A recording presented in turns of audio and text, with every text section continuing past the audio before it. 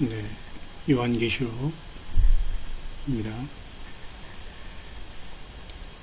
이것은 요한계시록의 소아시아의 7교회가 위치한 곳에 그 지도를 보여주고 있네요.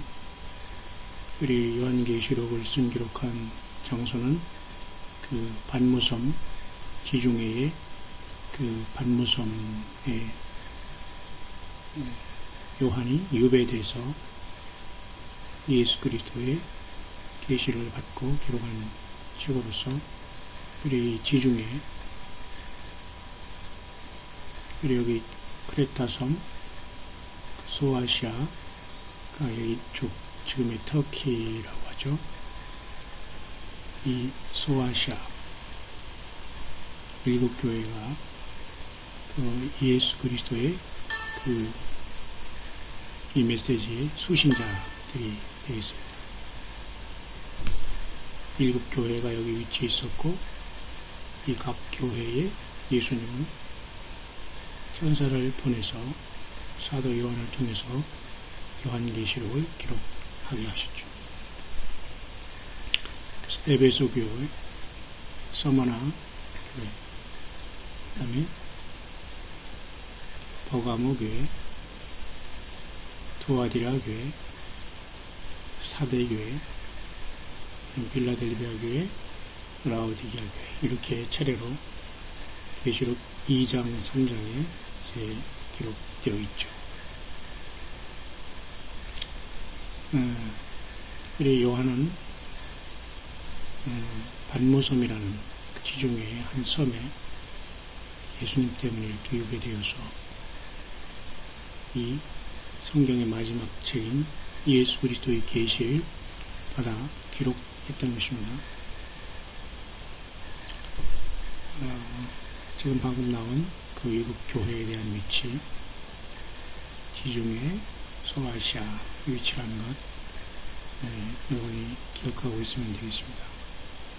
참고적으로 이 밑에가 이집트가 이쪽, 아라비아 반도, 시내산 쪽, 팔레스타인, 이스라엘 쪽이죠. 그래서 예수님께서는 가장 성경에 지금 예수 그리스도의 그 모습에 대해서 성경에 기록한 언어 중에 가장 확실한 모습이 바로 이 계시록 1장 12절에 20절의 말씀으로서 예수님께서는 촛대 사이에, 촛대 가운데 거니시는 분으로 나타나고 있습니다. 예수 그리스도의 그 지금 하나님 보좌에서 계신 예수님의 모습, 오른손에 7뼈를 가지신 모습, 그 다음에 7 금촛대, 금으로 만들었는데 어떤 표현이 그렇죠? 금촛대 사이를 왕래하시는 분, 그 가운데 계시는 분으로 나타납니다. 7 금촛대라는 것은 7교회, 에베소, 서머나, 버가모, 투아디라, 사대, 빌라델비아, 라오디게아, 그 7교회를 얘기하는 거죠.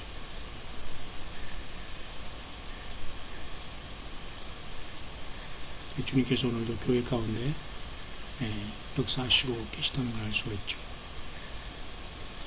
예수님의 그 모습을 사도 요한은 이렇게 이루어가고 있습니다. 특별히 주님의 머리는 아주 그 눈보다 눈같이 희다. 눈은 이제 흰 것을 상징하니까 약간 이렇게 상징적인 표현으로 썼지만 상징적으로 해석하면 안 된다는 거죠. 이렇게 주님의 그 모습을 사람의 언어로 표현하다 보니까 그 눈같이였다. 뭐 눈이 꼭 그 뭐 눈보다 더 흰 것도 있겠지만 그렇게 하얗다는 것을 표현하고 있습니다. 주님의 머리를 하얗게 표현하시다. 그 다음에 주님의 눈은 그 불꽃 같다. 주님의 눈은 사람이 인자로서 부활하셨지만 주님은 불꽃 같으시다. 우리 사람 중에 불꽃 같은 눈을 가진 사람은 없죠. 그 다음에 주님은 그 얼굴에 해가 아주 힘있게 비치는 것 같은 모습을 나타냅니다.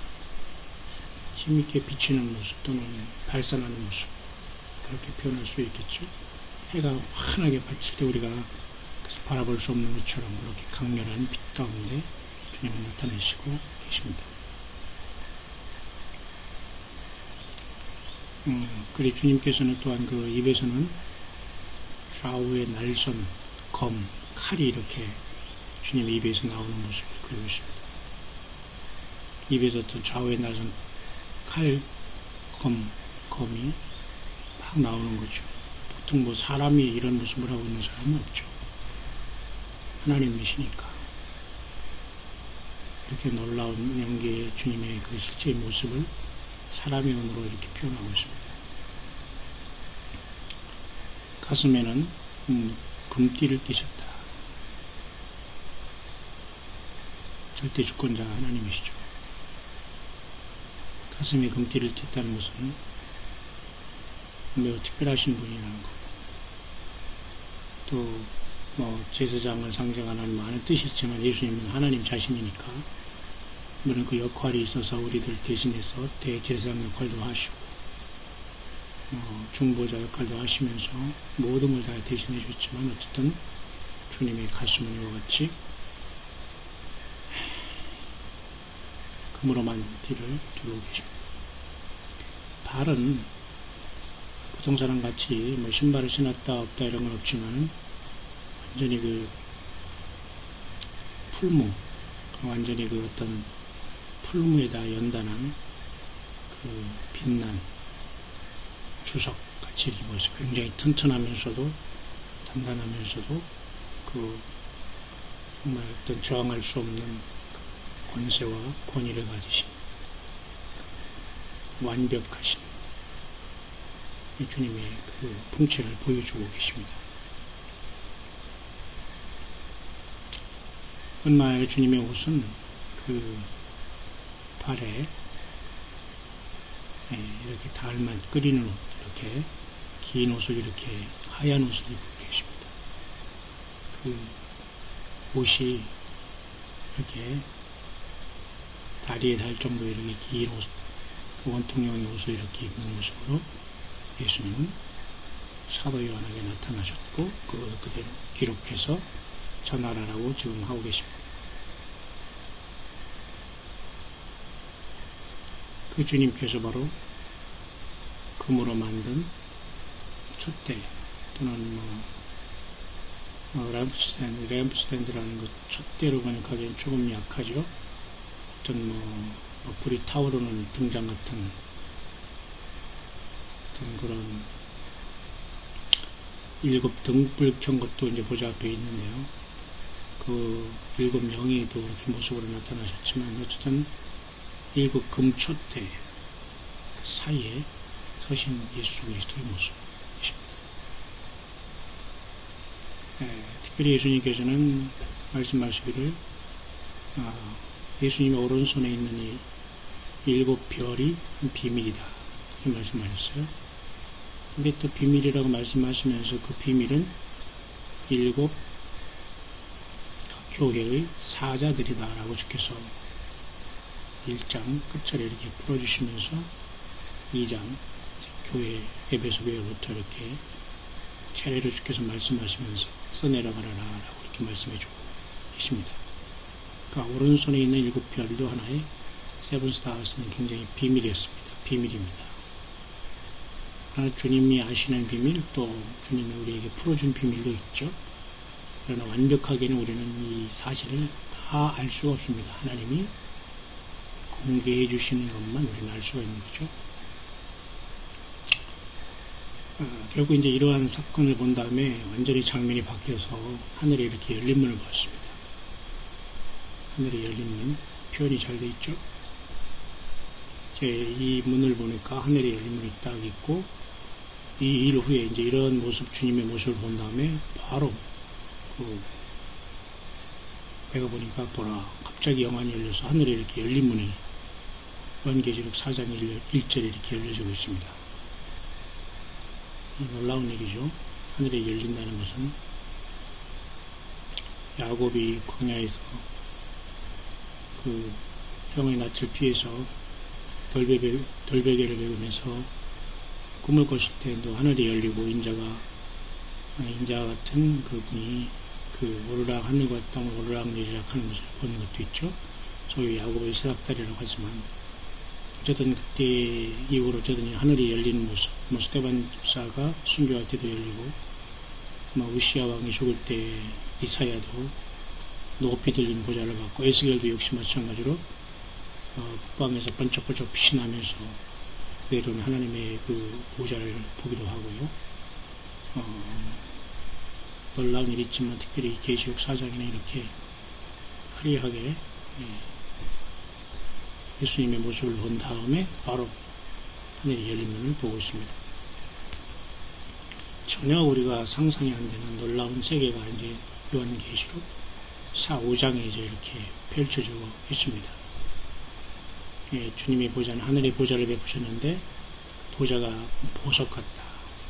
에메랄드 보석 같이 이렇게 푸른 빛이 나면서 그림을 한번 표현해 봤습니다. 근데 그 보좌 주위에는 네 생물이 있겠습니다.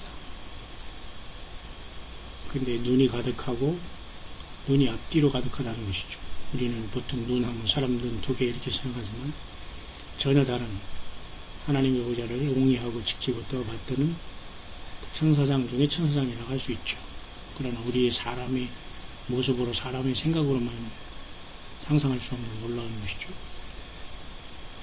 특별히 날개들은 각각 6날개가 있었고 2날개로는 자기 몸을 가리고 2날개로는 날고 4날개로는 날면서 하나님을 향해서 찬양과 영광을 돌리는 모습입니다.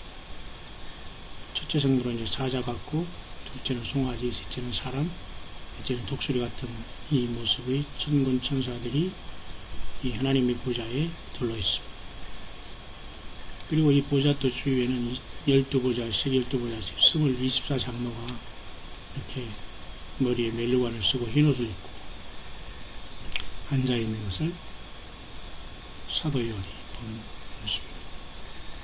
전혀 이 땅에서는 우리가 상상할 수 없는 엄청난 모습이 사도 요한을 통해서 계속해서 지금 하늘나라를 보여주고 계시는 모습입니다. 계속해서 계시록 4장, 5장 이어서 보겠습니다.